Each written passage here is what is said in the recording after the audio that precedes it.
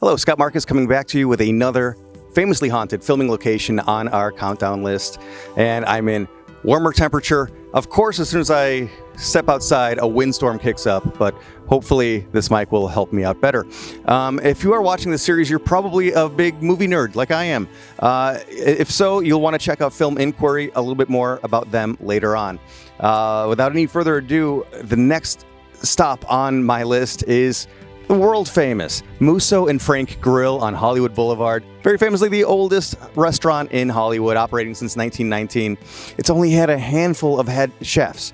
Once they get somebody that's great, they stick around forever and then they train the next person. Even though it's been around since 1919, it's over 100 years old, it has that connection to old Hollywood.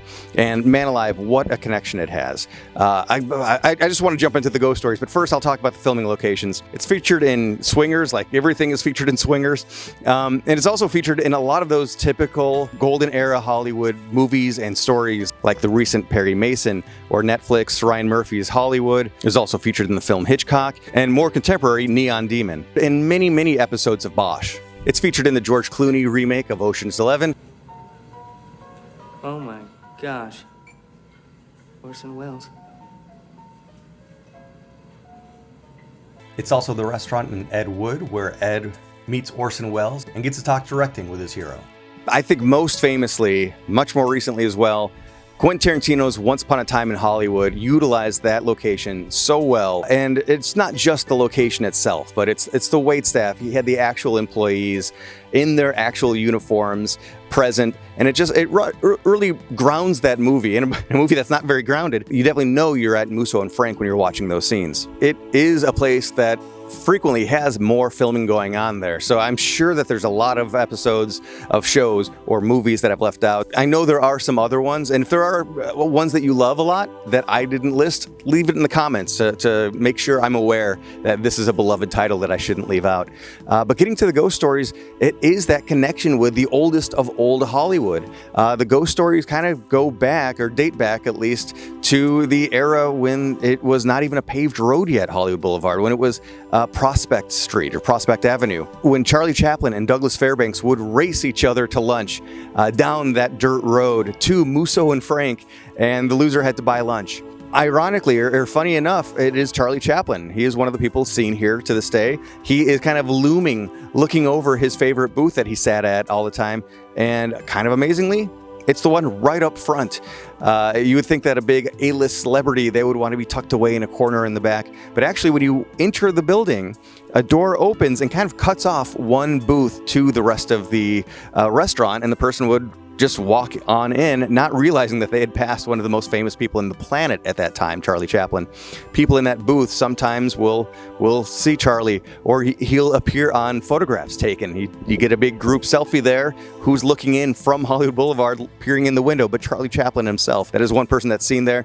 Another one from the same era, Rudolph Valentino allegedly is seen in the very back of the building, kind of making eyes at the pretty girls coming to frequent the location. He was the Latin lover. His predilections apparently continue on after death. Very famously, there's movie history that's not just what was shot there, and I do always love pointing out that is where a young and unknown Johnny Depp went, and he hung out waiting on a callback for an audition to see if he got the part or not.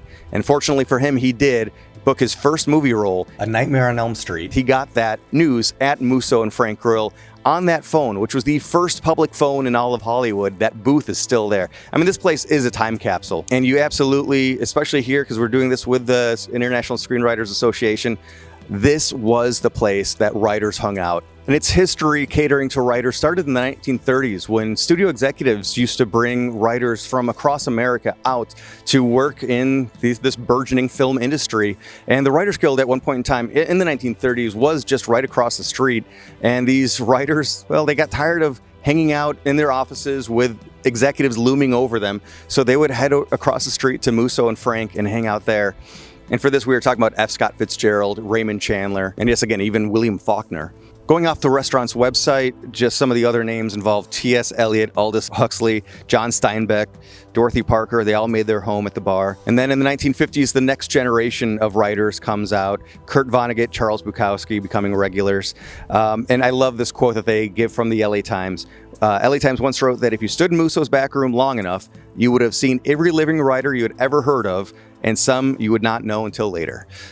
So yes, the back room at Muso and Frank, and I'm telling you, it's a great place to grab a drink, have dinner, look for legendary ghosts, or maybe pen a couple of pages of your next project yourself. Lastly, giving thanks to Film Inquiry. This series actually came out of a conversation with Film Inquiry. I was invited to maybe write an article for them. I thought, okay, well, hey, what article would I do? Probably my favorite haunted filming locations around LA for the Halloween season. And then it became, well, let's do a whole video series, which is what this is. What is Film Inquiry? A progressive independent film magazine that aims to redefine film journalism, publish in-depth, high-quality articles written by a diverse group of people, valuing intersectionality and a global perspective. So if you are a film nut that wants to not just see, is it a thumbs up or a thumbs down, but let's really dive in to the heart of the issues, behind the story, behind the films, definitely check out filminquiry.com. Thank you for watching. I hope you guys are having a great autumn season, and I'll be back soon with my next haunted filming location in Los Angeles. Youth is wasted on the young. I'd go further. I'd go, life is wasted on people.